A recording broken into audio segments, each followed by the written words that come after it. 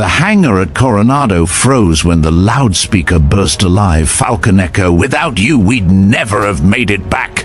Wrenches clattered to the floor. Cadets stopped breathing. At the center, Admiral Jonathan Cole's glare cut through the silence. In one brutal order, he stripped Captain Rachel Carter of her clearance. No debate, no mercy. Minutes later, under the burning California sun, Rachel pressed her radio. Falcon Echo signing off. 4 words that detonated across the base. 2 SEALs saluted, then dozens, then the entire formation. Salute surged like a wave, halting the Admiral in mid-stride. Why would the most hardened warriors honor a disgraced pilot? What truth had been buried so deep that even command feared it? This is VeteranBiker. Comment 1 if you're new, 2 if you've been with us, 3 if you ride with us every week. Like, subscribe, and stay to the end. The hangar at Coronado Naval Air Station pulsed with noise until a single burst from the loudspeakers silenced it. Mechanics had been shouting across scaffolds, cadets were carrying toolkits, and the metallic echo of jet engines filled the rafters. Then the voice came. It was rough, recorded, and unforgettable. Falcon Echo, without you, we would never have walked out alive. The sound dropped into the hangar like a weight. A socket wrench hit concrete. Someone whispered a curse. Heads turned toward the center of the floor. Captain Rachel Carter stood there in full uniform, helmet tucked under her arm, eyes straight ahead. Her posture was exact, her face unreadable. For weeks, rumors had spread about her missions. Some said she went too far. Others said she saved men who had already been marked lost. None of that mattered now. The words from the speaker confirmed something larger than rumor. They suggested truth. Admiral Jonathan Cole stepped out from the line of officers at the far end of the hangar. He moved with deliberate control, his boots striking sharp against the polished floor. Every movement was measured, every glance cold. He stopped only feet from Rachel, and for a moment the entire room seemed to hold its breath. His voice cut through the silence. He called her reckless, he called her insubordinate, and then he announced his decision. She was relieved of duty. Her clearance was revoked, effective immediately. The declaration rolled across the hangar. Young cadets looked shocked. A few older mechanics shook their heads as if they had seen this before. Rachel did not move. She listened, let the words hang in the air, and then raised her chin slightly. Her silence was sharper than any protest. Admiral Cole's jaw tightened. He turned his back on her, dismissing her without another word. Officers scribbled notes. Security staff shifted uneasily. The verdict was final. Rachel adjusted her grip on the helmet under her arm and began walking toward the exit. The sound of her steps echoed against the steel beams. Each footfall was steady, precise, and heavy with consequence. The men and women who had filled the hangar minutes earlier now stepped aside as she passed. Some avoided her eyes. Some stared openly, curiosity plain on their faces. Whispers started to rise again, fragments of speculation and half-remembered stories. By the time she reached the sunlight outside, the air felt heavier than it had moments earlier. The California sky was clear, blue, and merciless. Heat shimmered off the asphalt. Rachel kept moving, past rows of jets lined like sleeping predators, past groups of airmen who fell silent as she walked by. Her figure seemed both small against the expanse of concrete and impossibly significant. Every step pushed her further from the life she had dedicated herself to and deeper into uncertainty. At the security gate, she stopped. A young guard stood stiffly, ID scanner in hand. He looked nervous, shifting his weight from one foot to the other. Rachel unclipped her badge with calm efficiency and handed it over. The guard fumbled, dropped the scanner, and muttered an apology. Rachel said nothing. Her eyes softened only for a second. just enough to remind him that she was not blind to his unease. He scanned the badge and gave it back, still shaking. Rachel clipped it once more to her uniform, lifted her radio and spoke 4 words into the air. Falcon Echo signing off. The reaction was immediate. 2 SEALs leaning against a Humvee snapped upright. Their salutes were sharp, their eyes locked on her. A 3rd SEAL joined them, then another and another. Within moments the gate was ringed with men standing rigid, salutes cutting through the hot afternoon. The guard's mouth fell open. Rachel returned the gesture with precision, then lowered her hand and continued forward. From a balcony overlooking the tarmac, Admiral Cole had followed. He had expected a quiet dismissal, a routine end.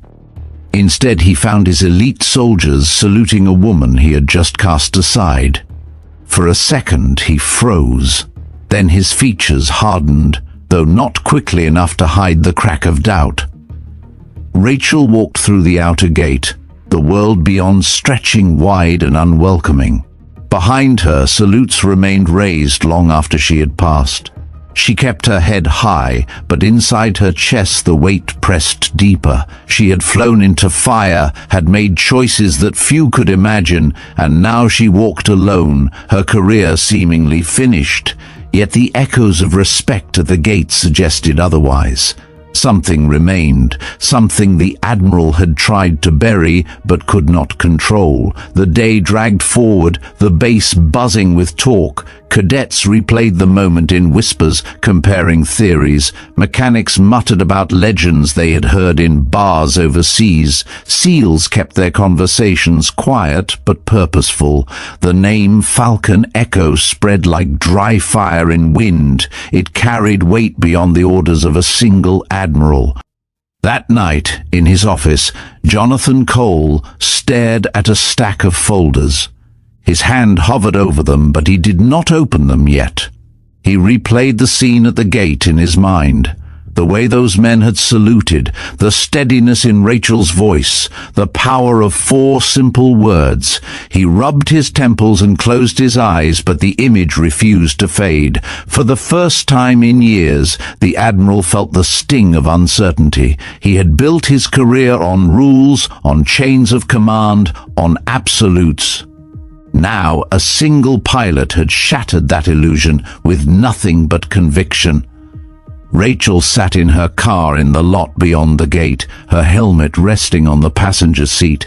She stared through the windshield at the runway in the distance. The sky above was darkening, painted with streaks of orange and red. She thought of missions past, of choices made in seconds, of lives saved at the cost of her own record. She thought of the men on the ground who had trusted her voice, who had marked their position with flares and prayed she would not hesitate. She thought of the silence that followed each mission. Silence filled only with the knowledge that command would never approve of what she had done. Her phone buzzed once with a message. No name attached, only 2 words. Thank you. She exhaled, a sound somewhere between a laugh and a sigh. The fight was not over. Perhaps it was only beginning. The next morning the base was alive again, but beneath the surface, tension stretched taut. Admiral Cole arrived early, his stride brisk, his face set in stern lines. Yet behind his expression, questions gnawed. He would not admit them, not yet. Rachel drove away from Coronado with the same measured calm she had shown in the hangar, but her mind burned with possibilities. Somewhere out there, her story had taken root, and nothing could erase it now. The California sun bore down on Coronado the next afternoon, heating the tarmac until it shimmered like a sheet of glass. The scent of jet fuel clung to the air, mixed with salt drifting in from the Pacific. Soldiers moved quickly from hangar to barracks, their routines practiced and efficient, but beneath the order, a hum of curiosity lingered. Everyone had heard what happened in the hangar, and everyone wanted to see what would follow. Captain Rachel Carter kept her pace even as she approached the wide security gate. Her uniform looked crisp, though it had lost its authority. The badge clipped to her chest would soon be nothing more than a piece of plastic. A convoy rolled by on the adjacent road, Marines stacked in the back of a transport truck. Some glanced her way and then back again, as if unsure whether to acknowledge what they were seeing. Rachel's expression stayed neutral, but her heartbeat thudded harder with each step. She had walked through danger before, but this moment was different. This was exile played out under glaring daylight. At the gatehouse, 2 SEALs leaned against a Humvee. They had the posture of men at rest, arms crossed, eyes narrowed against the sunlight. One of them adjusted his cap and glanced at Rachel as she neared. His gaze sharpened, recognition flickering. He whispered something to his partner. The other straightened. Rachel unclipped her radio, raised it close and spoke with clarity. "Falcon Echo signing off." 4 words hung in the heat, clear as a siren. The reaction was instant. The taller SEAL snapped upright, arm shooting to his brow. His salute was precise. His eyes locked not on her uniform but on the person behind it. His partner mirrored him without hesitation. A ripple of stillness spread across the gate. The young gate sergeant, who had been fiddling nervously with the scanner, froze mid-motion. A handful of Marines exiting the transport turned to watch. Then one of them stepped forward, adding his salute to the others. Another followed. Within seconds, the roadside was lined with men standing rigid, their gestures unified without a single command. Rachel felt the weight of their eyes. Her chest tightened, but she returned the salute with crisp precision. She held it long enough for the meaning to settle. Then she lowered her hand and walked on, each step measured, her shadows stretching across the hot pavement. She did not look back. The silence that followed her was louder than any cheer could have been. High above, Admiral Cole watched from a balcony attached to the administration building. His aide hovered at his shoulder, shifting uneasily. Cole's eyes narrowed as the scene unfolded. He had expected quiet compliance, an officer cast out with no ceremony. Instead, he saw loyalty that defied protocol. The salute of his most hardened operators was no accident. It was instinct, forged in places no report could capture. Cole gripped the railing until his knuckles whitened. His certainty faltered. A legend he had dismissed was breathing before him in the form of disciplined men breaking their silence. Back at the gate, the sergeant still held Rachel's ID. He realized too late that she had already passed beyond the barrier. He lowered the scanner, mouth half open, confusion written across his face. He turned to the SEALs but received no explanation. Their arms remained high until Rachel had walked far beyond sight. Only then did they lower them, slow and deliberate, like men honoring a fallen comrade. The young sergeant swallowed hard, uncertain whether he had just witnessed defiance or devotion. Rachel reached the outer road. Cars zipped past, civilians unaware of the storm brewing within the base. She paused only briefly, sliding the radio back into its place. The sound of her boots striking pavement blended with the hum of engines and the cries of gulls circling above. She felt exposed but unbroken. Whatever command had stripped from her, respect had been returned in a way no document could erase. Whispers spread faster than orders. By evening, stories circulated through every barracks. Recruits repeated them in hushed tones. Mechanics exchanged knowing looks. Senior officers tried to dampen the talk, but their own doubts betrayed them. The phrase Falcon Echo carried a new charge, no longer confined to rumor. It was a name spoken with awe, a reminder that the chain of command had cracks when tested by conviction. Rachel drove away from Coronado, the base shrinking in her rearview mirror. She kept her grip steady on the wheel, but her mind replayed the moment at the gate again and again. She had expected humiliation, a walk of shame. Instead, she had been met with unshakable recognition. It burned in her memory, not as triumph, but as responsibility. Those men had saluted her not for rank, but for what she had done. That was a weight she carried heavier than any reprimand. Inside his office, Cole paced. He could not shake the image of rows of salutes slicing through the sun. His aide had tried to speak, to reason, but Cole had waved him silent. He knew what he had seen. Years of faith in hierarchy could not explain the devotion of those men. Something larger was at play, something buried. He opened one folder at last. Redacted lines stared back, thick black ink concealing answers. Cole closed it again, pressing his palms against the desk. The doubt clawed at him, refusing to let go. For Rachel, the road stretched long and uncertain. The sky over the Pacific burned orange as the sun slipped lower. She rolled down the window, letting the salt wind cool her skin.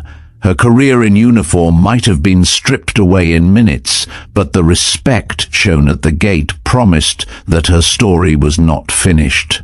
She drove on, the hum of the engine steady, her thoughts sharp. Ahead lay questions she could not yet answer, and behind her remained a base divided between order and truth. The heat in California faded from Rachel's memory as another scene crowded her thoughts, one far removed from highways and gates.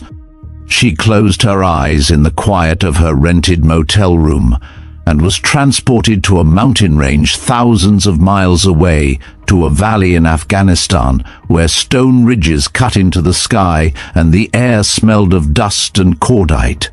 The Kunar Valley had been alive with chaos that morning. The light was sharp, unfiltered, illuminating jagged slopes where enemy fighters darted like shadows against rock.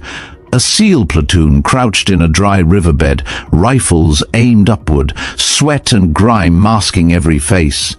Radio chatter filled their ears, broken, frantic, uncertain. Above them, the roar of machine guns and mortars shook the ground, sending dirt cascading into their eyes. They were pinned, outnumbered, and running out of options. Rachel Carter had been flying high overhead, her F-22 slicing through clean blue air. On her display, infrared flares painted bright signatures where the men below were trapped. She had requested clearance to engage, but command back at base had denied her twice. Too dangerous, they claimed. The platoon had already been listed as compromised.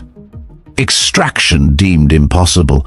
She stared at her console, jaw set as voices came over the comms. One was panicked. Another tried to sound calm. Every second wasted meant fewer survivors. Rachel switched to a private channel, her voice cutting in low and firm. She told the men to mark their position, to hold tight, to trust her. A flare went up, invisible to enemy eyes but blazing clear on her sensors. She pushed the throttle, felt the engine scream, and angled her jet into a steep dive. The HUD filled with hostile positions, dozens of red icons closing in. Her grip tightened around the controls. The first pass broke the ridge. Precision munitions slammed into hidden nests, turning rock to fire and scattering fighters into confusion. The valley shook. Dust rose in clouds. SEALs covered their heads as shockwaves rippled through the riverbed. Then came her voice again, calm amid the chaos, telling them to move east while she cleared the path. They obeyed, sprinting through choking smoke, stumbling over uneven ground, but alive. Rachel pulled the jet around for another strike.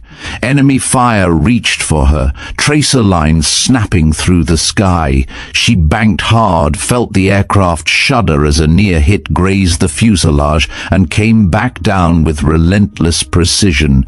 Each run carved another hole in the encirclement, breaking the chokehold piece by piece. She could hear heavy breathing over the comms, the clatter of boots, the desperation of men clinging to survival.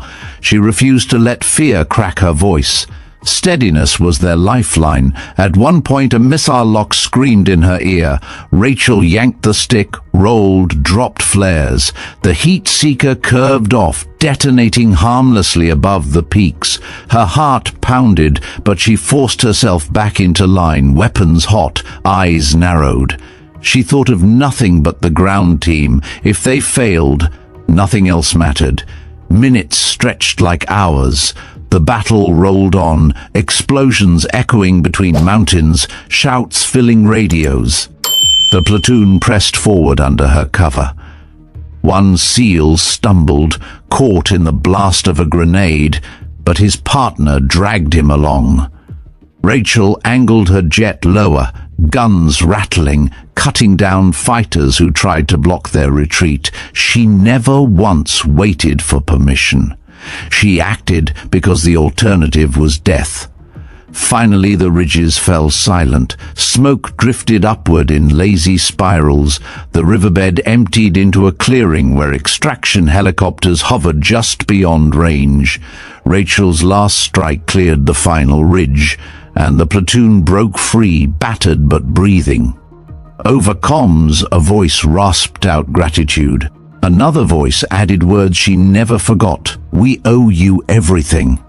She didn't answer. She banked high into the morning sky, leaving behind the roar of rotors and the smell of gunpowder. To the men below, she was a streak of steel vanishing into the sun. To Rachel, it was just duty. She never told command what she had done. She knew they would see only disobedience. The SEALs knew better. They carried her name like a secret, whispered in bars, carved into memory. Back in the motel room, Rachel opened her eyes. The fan overhead rattled, the walls smelled faintly of detergent. Yet the valley clung to her, sharper than any present reality. She remembered the faces of those men, the way they looked up when her voice broke through static, the way their shoulders sagged in relief when the encirclement crumbled. They had not cared about orders, only survival. That was the bond forged in fire, one that could not be rewritten by paperwork. She leaned back against the thin mattress, exhaling slowly. The salutes at the gate now made sense in a way that cut deep. They were not spontaneous gestures of pity. They were acknowledgments born of valleys like Kunar. They were proof that legends did not need official approval to live. Meanwhile, Admiral Cole remained restless. In his office, he pulled files marked classified. He skimmed lines of operational summaries, casualties averted, engagements rewritten as failures, commendations redacted. He found mention of Kunar, but the details were blurred under black ink. He clenched his jaw. Something had been concealed, and not by accident. He leaned back in his chair, the glow of the desk lamp casting long shadows. For the first time he wondered if he had punished not a rogue pilot, but a savior his superiors feared. Outside, night pressed against the motel window. Rachel sat upright, her hands clasped. She thought of the Echo coin she had once glimpsed in a soldier's hand, a token passed in silence between those who had been saved. She had never asked about it, but she knew it carried her name without inscription. Now she understood that its existence was not myth, it was memory turned metal, proof that survival forged bonds stronger than any reprimand.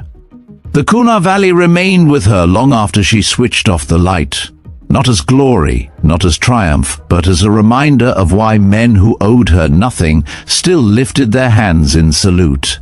Admiral Jonathan Cole remained in his office long after most of the base had gone dark. The lamp on his desk glowed in a small circle, leaving the corners of the room in shadow. The folders in front of him formed an uneven stack, heavy with reports he was no longer sure he could trust. He had once taken pride in reading through every detail, confident that official language carried the truth.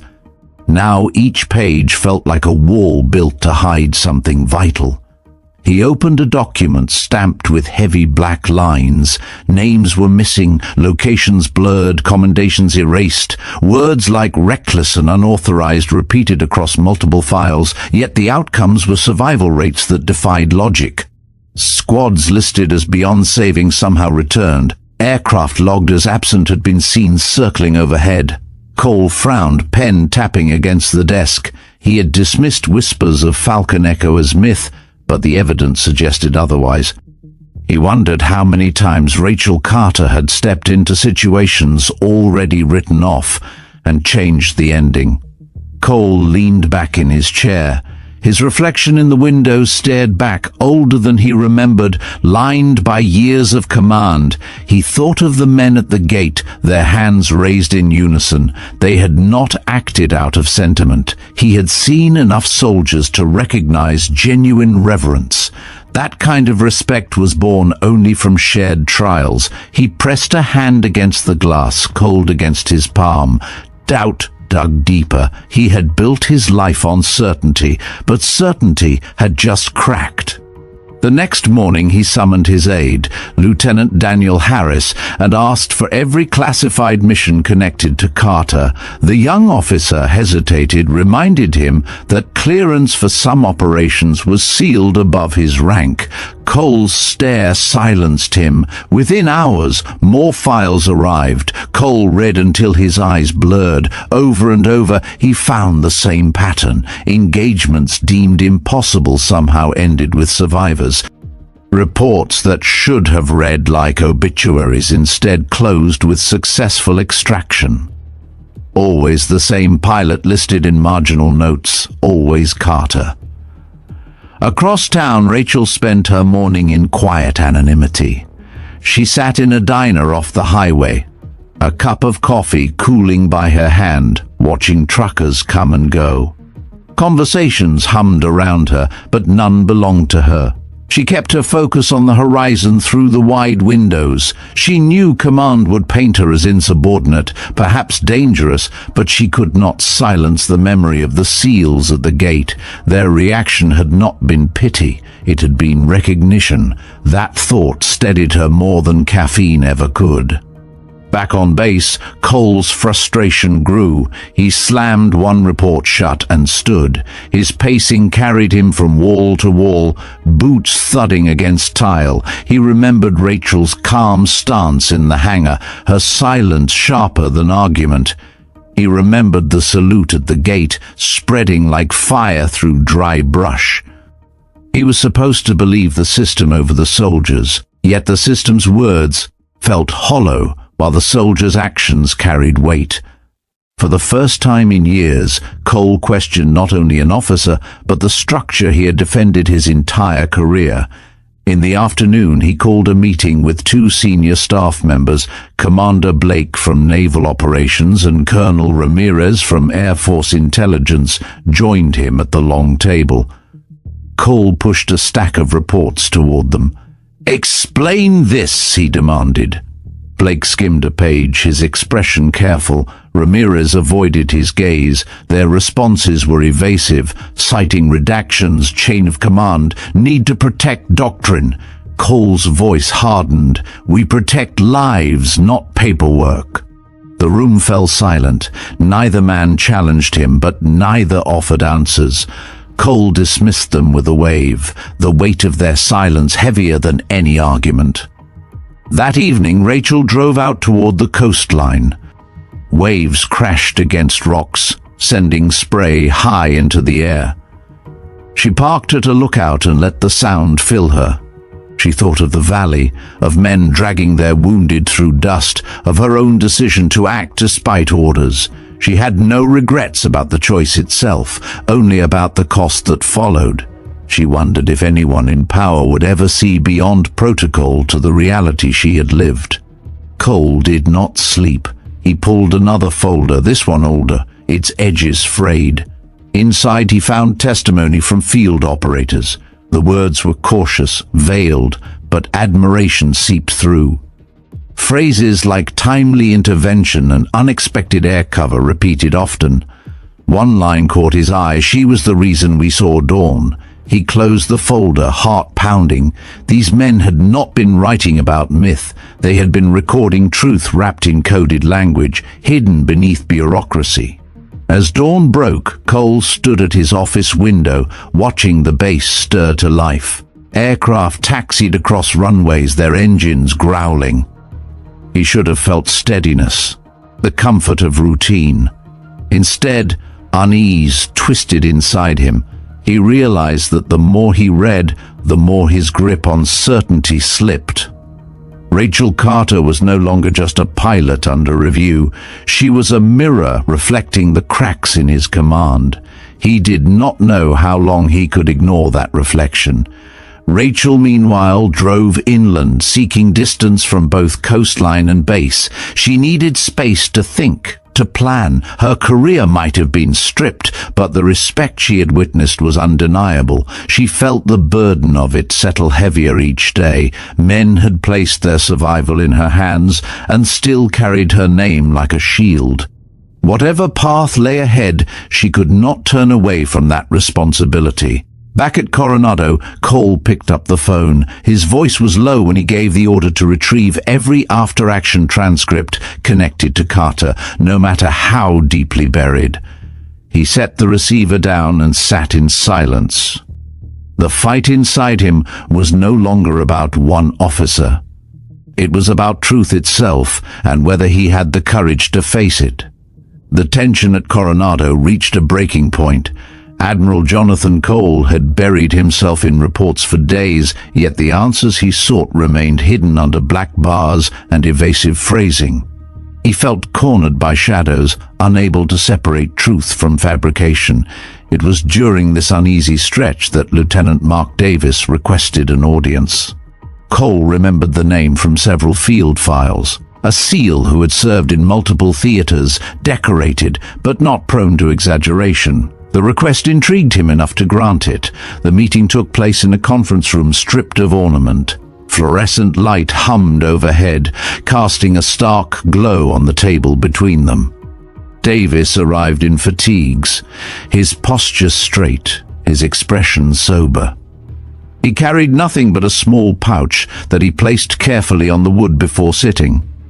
Cole watched the movement closely, recognizing the discipline of a man used to operating where hesitation killed. Cole broke the silence first. He demanded to know why Davis had pushed through channels for this meeting. Davis did not flinch. He spoke plainly. He said there were things no report could ever capture, truths buried because they made superiors uncomfortable. He told Cole that men who owed their lives to a certain pilot had carried their gratitude in silence for years, but silence had its limits. Cole leaned forward, his knuckles pressed to the table. "Show me," he ordered. Davis opened the pouch and withdrew a coin. It was heavy, brass polished by countless hands. One side bore the engraved word Echo, the other carried the outline of wings spread wide. Cole picked it up, feeling the weight, running his thumb across the grooves. Davis explained. The coin had been minted by a grateful unit after a mission that should have ended in disaster. No names were etched, no dates, but everyone who touched it knew what it stood for. It passed from man to man, from squad to squad, until it became a symbol among SEALs. Whenever Falcon Echo was mentioned, the coin followed. Cole turned the coin in his palm, considering. He asked why no one had ever brought it forward officially. Davis smiled without humor. Because official channels would have buried it too, he said. But among us it never lost meaning. It reminded us that when command turned away, someone still came. His words were steady, without embellishment. Cole recognized conviction when he heard it. The coin was more than a token. It was a record carved in metal, immune to erasure. For the first time, Cole felt the weight of evidence he could not dismiss. Files could be altered, testimonies could be redacted, but this object had lived in the hands of soldiers who had nothing to gain from lies. He set the coin down gently, his gaze lifted to Davis. The SEAL's eyes held steady, unwavering. The Admiral sensed that whatever decision he made now would ripple far beyond this room. Meanwhile, Rachel Carter drove through a stretch of desert highway miles away, unaware of the conversation unfolding. She stopped at a diner where the floor smelled of fried food and coffee grounds. She stirred sugar into a chipped mug, her mind elsewhere. She thought of the ridge in Afghanistan, of smoke curling into bright sky, of voices breaking with relief when she cleared a path. She remembered fragments like shards of glass. Each memory cut, but also reminded her of why she had acted.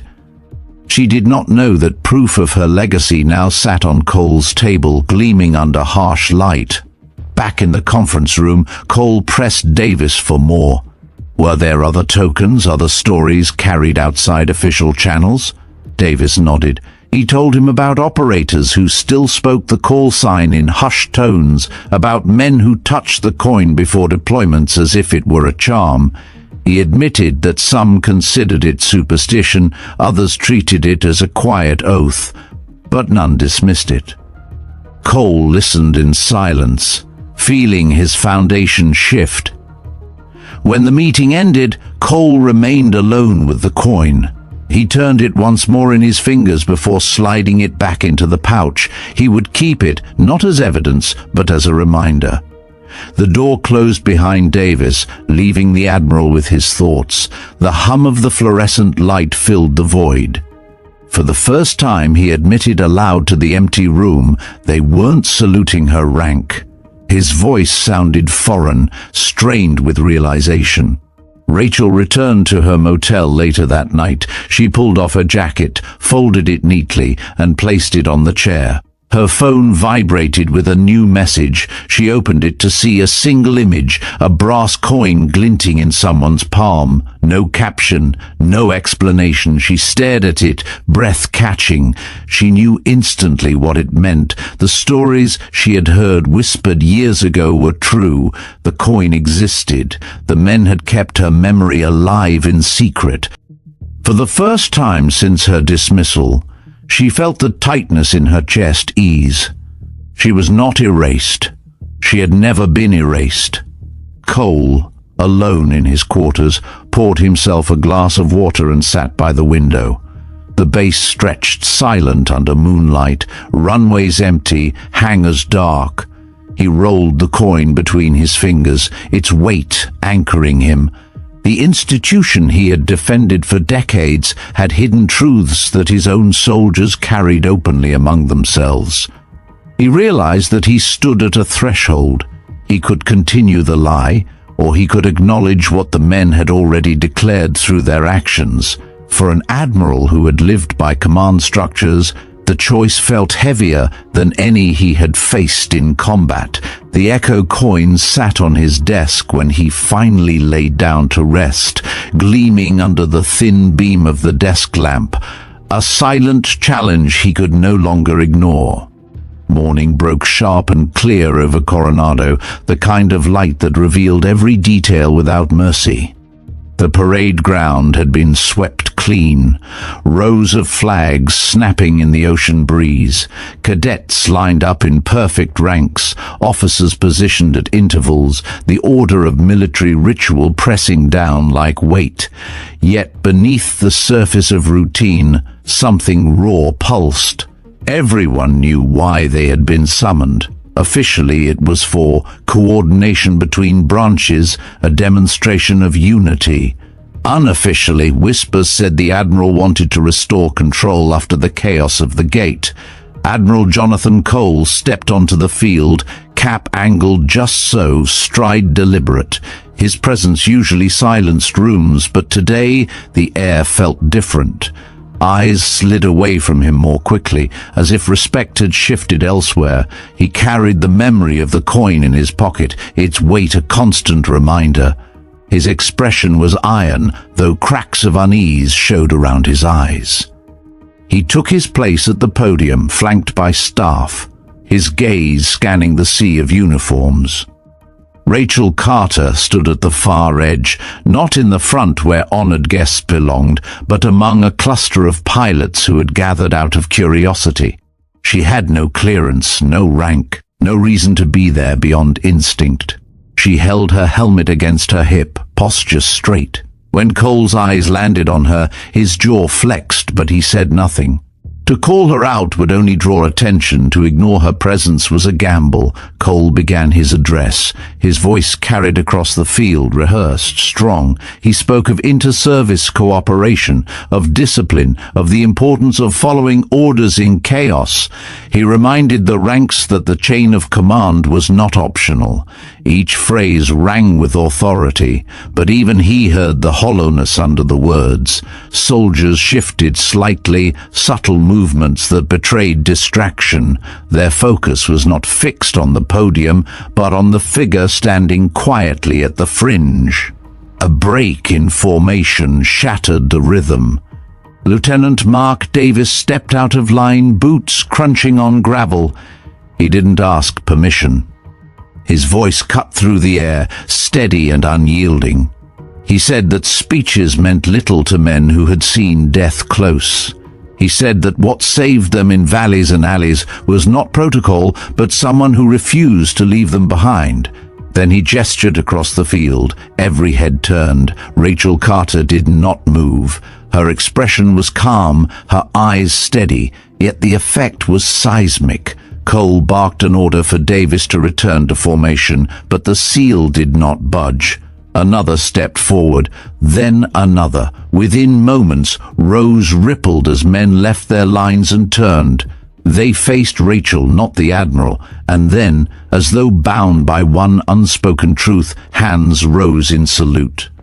The sound of sleeves snapping was like thunder rolling low and heavy. The field that had been filled with neat rows became a wall of raised arms directed not at rank, but at a person stripped of it. Rachel's grip on her helmet tightened. She had not expected this, not here, not so open. Her chest rose and fell as she absorbed the sight. The salutes were not hesitant. They were precise, deliberate, offered by men who had stared at mortality and survived under her cover. The silence deepened. Flags cracked in the wind. No one lowered their arm. Cole's throat tightened. For decades he had demanded respect through position. Now, standing at his podium, he realized that his voice carried less weight than the silent recognition on display. His authority felt brittle, challenged not by defiance but by devotion. He wanted to shout, to restore order, yet his own heart pounded with the undeniable truth of what he was seeing. Rachel finally lifted her hand. Her salute was crisp, returned with all the steadiness she could muster. She held it, then lowered it sharply. "That's enough," she said, her voice firm but not loud. Some men hesitated, but the SEALs did not drop their hands. Davis's voice rang out again, telling her that respect could not be dismissed, that survival demanded acknowledgement. She shook her head, repeating that they owed her nothing. Her tone carried urgency, almost frustration, but still the arms stayed raised. The Admiral's fists clenched on the podium. The clash unfolding in front of him was not mutiny, not rebellion, but something more dangerous, reverence that refused to bow to rank. He swallowed hard. His eyes darted to Rachel, then back to the rows of salutes. The decision pressed down on him. To punish would fracture trust beyond repair. To remain silent would confirm weakness. He stood frozen, every instinct of command at war, with the truth staring him down. Rachel lowered her gaze briefly, then looked back up, her expression hardening. "Stand down," she said again, Her words struck the air like hammer blows. Finally, one by one, arms dropped. The motion was slow, reluctant, but unified. The silence that followed carried its own kind of thunder. Rachel exhaled, relief mixed with sorrow. She had not wanted a spectacle. She had not wanted to undermine anyone. She only wanted to keep men alive when it mattered. Cole turned from the podium and paced to the edge of the platform. He looked directly at Rachel. For a long moment, nothing passed between them but raw tension. Then he spoke, his voice quieter, stripped of performance. "Some salutes aren't ordered," he admitted. The field remained hushed. Rachel tilted her head slightly, as if hearing what he did not say aloud. For the first time, the Admiral did not look invincible. He looked human, burdened and uncertain. The assembly dissolved slowly. Cadets shuffled, officers exchanged looks, but the story had already taken root. By evening, every corner of the base buzzed with talk of the confrontation. Men described the wall of salutes, the way the Admiral's voice had faltered, the way Carter had stood like an immovable anchor. The parade ground had become a stage where respect battled protocol, and protocol had lost ground. Rachel left quietly, slipping away before the crowd dispersed fully.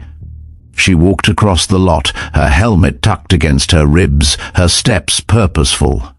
The murmurs followed her, but she paid them no mind. What mattered was the bond reaffirmed in front of everyone. What unsettled her was that it could not remain contained. Word would spread, questions would multiply, and she knew that questions had consequences. Cole returned to his office after dusk. He dropped into his chair, shoulders heavy, the coin still resting in his pocket. He placed it on the desk, its surface catching the lamplight. The image of raised arms haunted him. He understood now that the salutes at the gate were not isolated, not coincidence. They were the tip of something deeper, a legacy too strong to silence. He closed his eyes, whispering a truth he had resisted for too long. She's not just a pilot. Rachel sat on the edge of her motel bed, staring at her reflection in the dark window. The events of the day replayed in fragments, the flags, the thunder of salutes, the refusal of men to stand down until she demanded it. She felt pride, but also dread. Reverence was powerful, but it carried risk. She had lived long enough under the weight of consequences to know that recognition came with a cost. She did not fear the cost for herself. She feared it for those who still followed her shadow. The day after the parade ground confrontation, Coronado pulsed with uneasy energy. Official briefings went on as scheduled, but the air between buildings carried a different charge. Stories of what had happened spread with the persistence of salt wind, gaining detail with each retelling. Cadets whispered about SEALs saluting a dismissed pilot. Mechanics repeated the moment like scripture. Command staff avoided the subject altogether, but their silence only amplified curiosity. Authority had been tested in front of hundreds, and the image refused to fade. Admiral Jonathan Cole felt the weight of it most. He had returned to his quarters late, the coin burning in his pocket, and slept little. When he rose, the mirror showed him a man worn thin, though he forced himself into uniform with the precision of habit. He carried the burden of choice. To suppress the memory of the confrontation would only deepen the divide. To acknowledge it risked undermining his own foundation. The dilemma carved lines deeper into his face. Rachel Carter began her morning in seclusion. She walked along the shore just beyond town, waves breaking at her boots. The crash of surf drowned the noise in her head. She tried to remind herself that she had not sought recognition, that she had never flown for applause. Yet the wall of salutes remained etched behind her eyes. It was not victory, not defeat, but something in between, a truth too visible to dismiss. By midday, Cole convened his senior officers in a briefing room that smelled of polished wood and stale coffee. He spoke firmly, insisting discipline must be preserved, that loyalty to the chain of command was non-negotiable. Yet even as he spoke, he caught their sidelong glances, their guarded expressions. They had seen the same field he had. They had heard the shift in the wind. One officer raised the possibility of further unrest if the matter was ignored. Cole ended the meeting abruptly, unwilling to let debate crack open wider. Later that afternoon, he stood on the balcony of headquarters overlooking the grounds. A formation of SEALs returned from a training exercise, sweat darkening their uniforms. As they passed below, one of them looked up, his expression hard, unflinching. Cole felt a jolt of recognition. Respect no longer flowed automatically to his position. It moved toward another center of gravity, one he had tried to push away.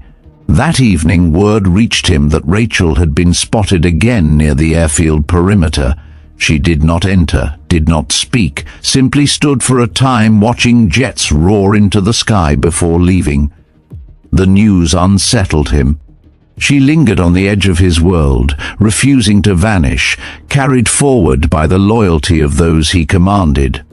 When dawn broke the following day, the parade ground was prepared once more, this time for a review ceremony. Cole had considered cancelling, but to retreat would be to show weakness. He resolved to confront the matter head-on, to seize control of the narrative. He strode to the podium, words ready, his uniform immaculate. Rows of SEALs and airmen stood at attention, their faces unreadable. He began his speech.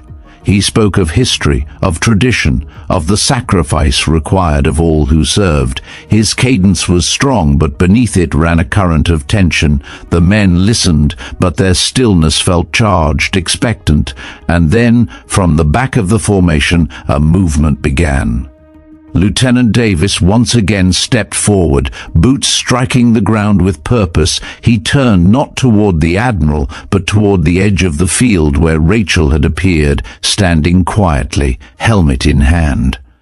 Cole's throat went dry. He had not invited her.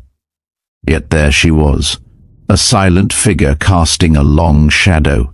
More SEALs shifted, their eyes following Davis's lead. Then the salutes rose again. One after another, arms snapped upward, a tide that rolled across the field until every man stood honoring her presence. The air quivered with the power of it. The Admiral gripped the podium, feeling the tremor in his own hands. Rachel did not move at first. Her jaw clenched, her breath sharp. She had begged them to stop once before, but now the sight overwhelmed even her composure. She lifted her hand slowly, deliberately, returning the salute. The gesture drew a line through the air that no order could erase. Cole's heart pounded. He knew what was expected of him. To refuse would fracture trust beyond repair. To comply meant surrendering the rigid shell he had built over decades. He stepped forward from the podium, boots striking like drumbeats. The field held its breath. And then, with deliberate precision, Admiral Jonathan Cole raised his own hand to his brow. His salute was crisp, practiced, and absolute. Gasps broke from the watching ranks. The Admiral had not saluted Carter the officer. He had saluted Carter the legend. For a moment, time seemed suspended. Sunlight gleamed off polished insignia, flags rippled high, and a silence heavy with revelation stretched across the ground. When Cole lowered his arm, the weight of the act settled over him. He had undone years of rigid certainty with one motion. Yet instead of collapse, he felt clarity. He turned back to the formation, his voice steady, stripped of pretense. "Respect is not given by order," he said. "It is earned, and today you showed me that." The men held their salutes until Rachel herself dropped hers. Then, as one, they lowered their arms. The ceremony dissolved into murmurs, but the message was already carved into memory. The Admiral's salute had validated what whispers could not. The chain of command had bent, not to insubordination but to undeniable truth. Rachel left the field quietly, helmet pressed to her side, her steps purposeful. Her mind churned with conflict. She had not wanted his recognition, yet it carried weight she could not dismiss. She understood the risk he had taken and the shift it signaled. For the first time she wondered if her story would remain buried, or if it had just begun to surface. Cole returned to his office, closing the door behind him. He sat heavily, the coin on his desk catching the afternoon light. He lifted it, turned it in his hand, and realized that he no longer needed it as proof. The proof had stood in front of him, in the unwavering salutes of his men, and in the one he himself had finally given. The morning after the Admiral's salute, the entire base seemed to move under a different rhythm. Radios crackled with clipped commands as usual, jets roared overhead, but conversations carried a sharper edge. The moment on the parade ground had traveled faster than any official bulletin. Soldiers who had not witnessed it firsthand repeated the story with wide eyes, their words tinged with awe. For the first time, Rachel Carter's name was spoken aloud without hesitation, no longer confined to whispers or coded references. Falcon Echo had stepped from myth into daylight. Admiral Jonathan Cole spent the night drafting a report that was unlike any he had ever written. He had spent his career framing events in the language of protocol, reducing lives to statistics, decisions to doctrine. This time, the words resisted such treatment. He wrote and rewrote, scratching out lines that rang hollow. In the end, he admitted the truth plainly. Carter had been wronged, her record distorted, her actions diminished. He acknowledged that she had saved lives in circumstances where command had failed. It was not a confession offered lightly. It was a declaration meant to shift the balance. By noon, Cole walked the halls of headquarters with a folder tucked under his arm.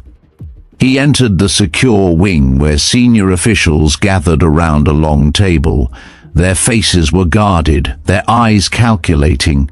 He set the folder down with a sharp thud. Director Helen Price from Oversight arched a brow. Commander Blake crossed his arms. Cole's voice was firm as he announced his intention. Rachel Carter's record would be restored, her commendations reinstated, her reprimands rescinded. Price's lips curved into a thin smile.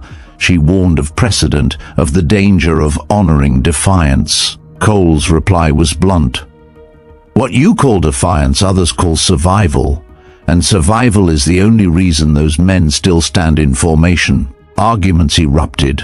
Price insisted the chain of command would unravel if exceptions were made. Blake muttered about discipline eroding. Cole's hand struck the table. The sound silenced the room. He declared that the chain of command had already cracked the moment his soldiers saluted without order, ignoring that reality would not mend it. Facing it might. Ramirez from Air Force Intelligence, usually cautious, cleared his throat and admitted that the reports had never sat right with him. His quiet acknowledgement gave Cole the leverage he needed. The debate faltered. No one wanted to stand entirely against the Admiral when conviction burned so openly in his voice. The decision was not sealed in that room, but the tide shifted. Cole carried the folder to Washington days later, presenting it to panels that had long treated Carter's name as a problem to be erased. He stood in chambers where flags lined the walls, facing men and women who measured every word for political consequence. He did not argue. He stated facts. He laid out missions with survival outcomes that defied official predictions.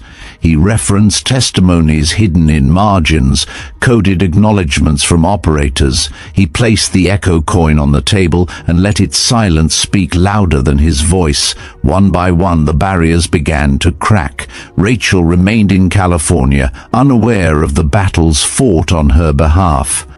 She spent her time flying rented civilian craft out of small airstrips, keeping her skills sharp, cutting through clouds as though reminding herself of who she was.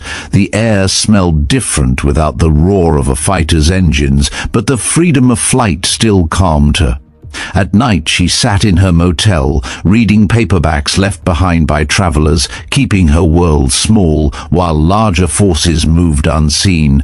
Then the call came. Cole's voice on the other end was rough, fatigued, but carrying a note she had never heard before, respect without hesitation. He told her to meet him at the base the next morning. He offered no details. Suspicion lingered in her chest, but she agreed. Something in his tone suggested the ground had shifted. The following dawn, Rachel stood once more at Coronado. This time she was not alone at the edge. She was escorted onto the tarmac itself, where rows of SEALs stood waiting. Their faces were set, serious. Yet their eyes followed her with something closer to reverence than curiosity. Cole stepped forward carrying a document folder sealed with official insignia. He read from it aloud. The words confirmed what Rachel had scarcely allowed herself to imagine. Her reprimands were void. Her commendations were restored. She was reinstated to full duty. The cadence of his voice turned the declaration into something more than paperwork. It became vindication.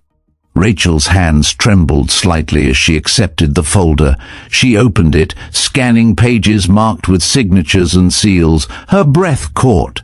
For years she had flown, knowing that every decision might be painted as recklessness. Now those same decisions were acknowledged as valor. She closed the folder slowly, her jaw tightening against a surge of emotion. The SEALs broke formation without waiting for command. Their salutes rose in unison, sharp, unwavering. The sound of arms cutting the air filled the field. Rachel's eyes blurred. She returned the gesture, not for herself, but for them. After the ceremony, Cole pulled her aside. The hangar loomed behind them, its steel doors glinting in the morning sun. He admitted his failings, that he had once believed obedience outweighed judgment, that he had punished courage because it unsettled the system. Rachel listened quietly. When he finished, she said only, "Don't do this for me. Do it for them." Her voice was steady, stripped of any need for recognition. Cole nodded, the simplicity of her words striking deeper than any rebuke. News of the reinstatement spread quickly, not through rumor this time, but through official channels. Articles appeared in military newsletters. Internal bulletins carried her name with the weight of honors long denied. Some officers grumbled, some warned of dangerous precedent.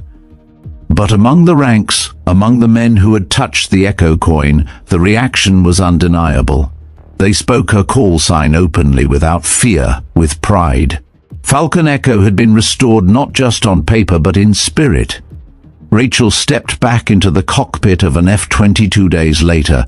The canopy sealed, the engines roared, and the aircraft rolled onto the runway. She felt the vibration through her bones, the surge of controlled power. As she lifted off, the base stretched beneath her, a patchwork of steel and asphalt.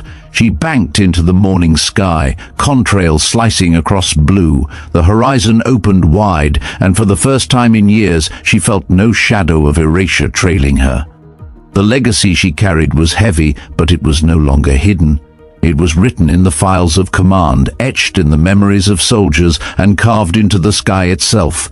The weeks following Rachel Carter's reinstatement reshaped Coronado in ways no one could have predicted. The base still hummed with the same routines, boots striking pavement, aircraft shrieking into the sky, but an undercurrent of change ran through every corridor. Soldiers who once kept their heads down when her name was mentioned now spoke it freely. Officers who had doubted her presence studied her with new regard. And among the SEALs, the legend of Falcon Echo was no longer a whispered tale. It was a living truth embodied in the pilot who walked among them once more. Admiral Jonathan Cole felt the shift most keenly. For decades he had moved through the ranks confident that rules alone held the military together. Now he walked the grounds and saw proof that loyalty was not manufactured by order, but earned in the crucible of survival. He carried the Echo coin still, though he no longer needed its weight to remind him. Every salute given to Carter, every nod of respect in her direction, was testimony enough. Rachel herself remained steady. She had returned to the skies with the same precision she had always shown, her F-22 rolling and banking with practiced mastery. Yet she felt the difference in how others looked at her now. Her presence in the cockpit was no longer tolerated with suspicion, but welcomed with expectation.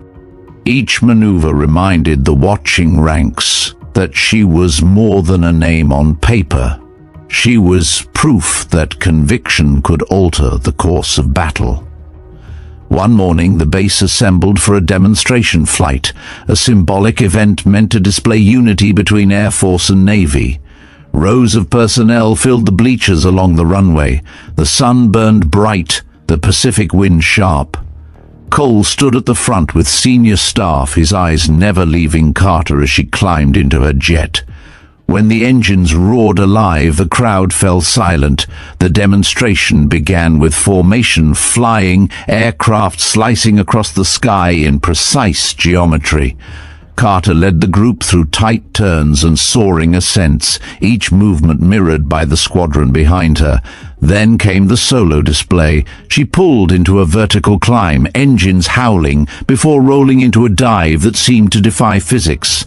Gasps rose from the crowd. She leveled out with perfect control, the jet streaking low before climbing once more into the sun. The cheers that followed were not polite applause. They were visceral, rising from men who had seen her mastery save lives. Cole watched with an ache in his chest. He realized that what she displayed was not rebellion but discipline of the highest order. She flew with restraint where needed, aggression where demanded, judgment honed in fire. She was everything the system claimed to value, yet had once rejected. His throat tightened as he whispered to himself, "We tried to erase her." After the demonstration, Carter landed smoothly and stepped from the jet, helmet tucked against her ribs. She walked toward the reviewing line, her stride unhurried, her eyes fixed straight ahead. The SEALs broke discipline first, saluting sharply without waiting for command. Their arms rose like a wave across the bleachers. Airmen followed. Officers hesitated only a second before joining. The entire assembly stood honoring her return. Cole raised his own hand once more, his salute clear and deliberate. The roar of approval that followed shook the field. That evening, the base mess hall buzzed with energy. Men spoke of the flight as if it were already legend, voices animated, gestures sharp. Carter sat quietly at a corner table sipping water, her expression calm. Davis approached, setting the Echo coin before her. He told her it belonged with the one who had earned it. She shook her head, pushing it back. "It was never mine," she said softly. "It was yours, all of yours. I just flew." But Davis insisted, his tone carrying the weight of men who had once been written off and returned alive. She accepted it at last, the coin heavy in her palm, gleaming under fluorescent light. In Washington, meanwhile, debates continued. Some officials fumed at the precedent set. Others quietly acknowledged that truth could not remain buried. Articles appeared in internal journals, speaking cautiously of unconventional heroism and field judgment. Cole attended meeting after meeting, defending the decision. He spoke not as a man covering for insubordination, but as one who had finally seen what mattered most. He said plainly that discipline without humanity was brittle, and that the military could not afford to bury those who proved it otherwise. Rachel kept flying. She joined training runs, drilled younger pilots, and spoke little of the past, yet her presence changed everything. New recruits learned her call sign before they learned her biography. Instructors used her maneuvers as examples. SEALs preparing for deployment touched the Echo coin as a ritual, passing it hand to hand before boarding transports. Her legend had become part of the culture, not because command endorsed it, but because soldiers themselves refused to let it die. Weeks later, Cole requested a private meeting. They sat across from each other in his office, the blinds drawn, the air still. He told her that her reinstatement was only the beginning. Files had been altered, commendations buried, truth distorted. He wanted to clear it fully, to see every record corrected. She listened quietly before answering. "You don't need to fight for me anymore," she said. "What matters is that the men know. That's enough." Cole shook his head. "It's not enough. Not for history, not for those who come after. They need to know the system can change." Rachel studied him for a long moment. Then she nodded once. "Do it for them," she said again, the same words she had spoken before. He understood that it was her way of granting permission, not for her sake, but for those who would one day face the same crossroads she had. The work stretched on. Committees reviewed files, oversight fought to maintain control. But step by step, the truth surfaced. Reports once redacted were opened. Recommendations for medals once denied were restored. Rachel's name began to appear in official citations where it had been struck out. Her story was no longer carried only by whispers and salutes. It was printed in ink, stamped with seals, entered into archives. On the day the final corrections were announced, the base held a ceremony not of punishment or dismissal, but of honor. Rachel stood in front of rows of soldiers, the California sky blazing overhead. Cole read from the podium, his voice carrying the weight of both apology and pride. He listed her actions, the missions where she had intervened against all odds, the lives preserved because she refused to stand down. He pinned a medal to her chest, the metal cold against her uniform, and stepped back to salute. The crowd erupted. Applause mixed with cheers, a roar that carried across the tarmac. Rachel stood firm, her expression composed, though her eyes gleamed with restrained fire. She saluted back, not to claim glory, but to acknowledge the men whose respect had carried her this far. That night, she walked alone along the runway. The air smelled of jet fuel and sea salt. The horizon glowed faintly where city lights met ocean dark. She held the Echo coin in her hand, turning it slowly between her fingers. She thought of the valley in Afghanistan, of the desperate voices on comms, of the roar of engines as she dove through tracer fire. She thought of the salutes at the gate, of the wave on the parade ground, of the Admiral's arm raised at last. Every moment led here to recognition hard-won and fragile. She slipped the coin into her pocket and lifted her gaze. Overhead, stars scattered across the sky like flares frozen in time. She knew that legends lived only if carried forward, and she knew that hers was no longer hers alone. It belonged to the soldiers who had survived, to the recruits who would one day learn her story, to the system forced to confront its own blindness. Falcon Echo had been erased once. Now she stood unerasable, her legacy etched not only in records but in the hearts of those who would never forget. As a jet roared past in the distance, Rachel smiled faintly. The sky had always told the truth, and tonight it told hers. The story you've just followed has been one of conviction, defiance, and recognition, earned not by rank but by survival. From the cold silence of the hangar to the thunder of salutes on the parade ground, we've witnessed how one pilot carried more than a call sign. She carried the weight of men who refused to let her memory fade. Rachel Carter, Falcon Echo, was once erased from record, but she was never erased from the truth. And truth, as we've seen, has a way of breaking through the strongest walls. On this channel, VeteranBiker, we believe that stories like these matter because they reveal more than action. They reveal the cost of loyalty, the meaning of leadership, and the courage it takes to stand alone until others finally stand with you. As the jets roared overhead and the coin passed hand to hand, what endured was not ceremony, but the bond forged between those who knew the difference between protocol and survival. As we close this journey, I want to leave you with questions only you can answer.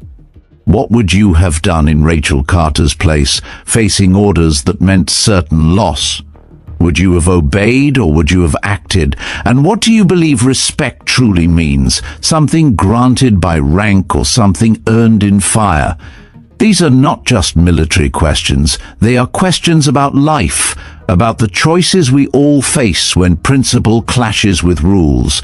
The legacy of Falcon Echo reminds us that silence can never bury truth forever. It rises in the salutes of soldiers, in the roar of engines, in the quiet acknowledgement of those who lived because one person refused to yield. That is why we tell these stories here. Because courage deserves to be remembered, even when institutions would rather forget. Thank you for walking through this with us. If this story moved you, share your thoughts below. Tell us what part struck you most, what you would have done, and what lessons you carry from Rachel's fight. We read every comment because your perspective matters. And if you haven't yet, subscribe to VeteranBiker. There are more stories waiting. Stories of men and women who faced impossible choices and left behind lessons for all of us. As this video ends, more are waiting on the screen. Stay with us, keep watching, and keep remembering that behind every uniform is a human story worth telling. Until next time, this is VeteranBiker. Thank you, ride safe, and never forget the courage of those who carried more than their own weight. They carried us all.